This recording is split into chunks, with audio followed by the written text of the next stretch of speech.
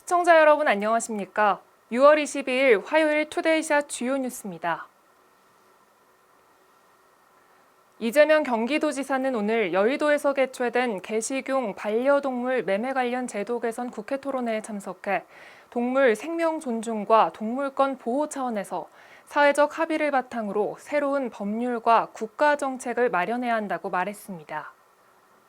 국회의원 11명과 각계 전문가들이 참석한 토론회에서는 개식용과 반려동물 매매 관련 제도 개선 방안이 논의됐는데요.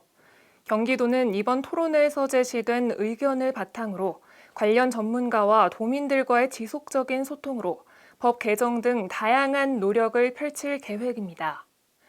한편 경기도는 지난 1년 동안 개사육시설과 동물 관련 영업시설에 대한 집중 단속을 실시해 잔인한 방법으로 도살하거나 음식 폐기물을 먹이는 등 동물 학대 행위와 무허가 동물 생산업 등 53곳을 적발해 65건을 형사 입건하고 모두 검찰에 송치했습니다.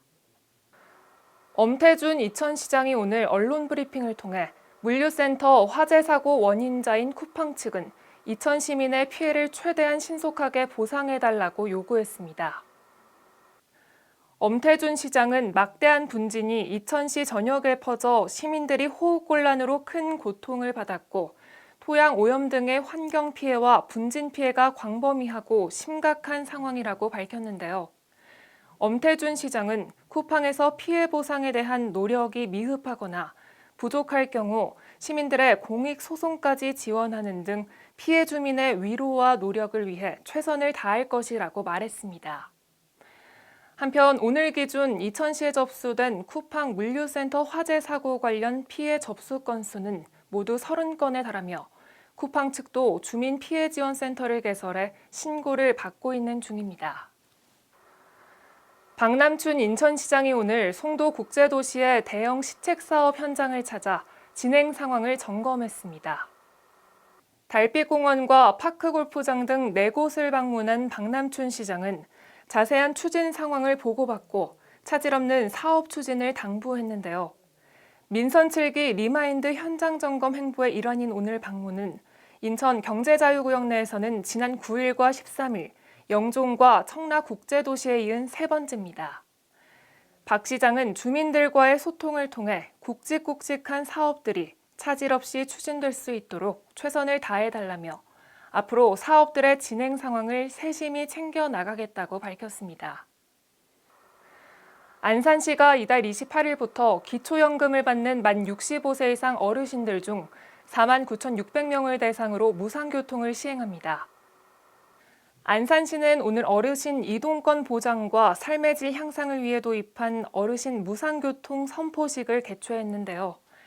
안산 어르신 무상교통 카드 한 장이면 지역 내 시내버스와 수도권 전철을 무료로 이용할 수 있습니다.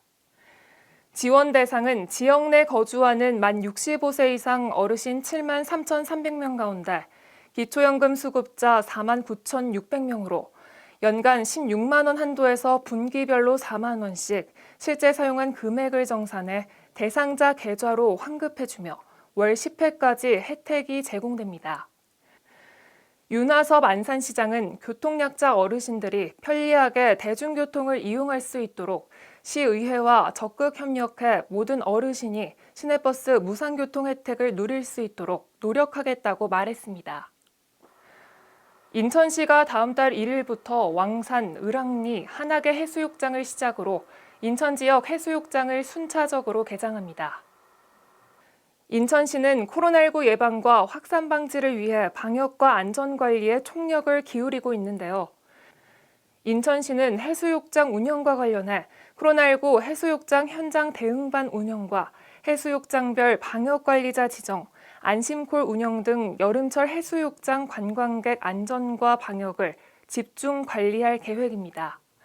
또 해수욕장 운영 대응 지침과 생활 속 거리 두기 지침이 이뤄질 수 있도록 개장 전 사전 점검을 실시해 이용객들에게 홍보와 계도를 지속해서 추진할 방침입니다.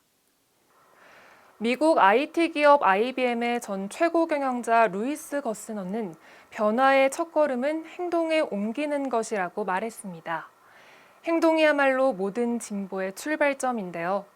행동하기엔 완벽한 상황이란 없다고 합니다. 겁내지 말고 일단 시작한다면 나날이 발전하는 내 모습을 만날 수 있지 않을까요? 오늘 소식은 여기까지입니다. 시청해주신 여러분 고맙습니다.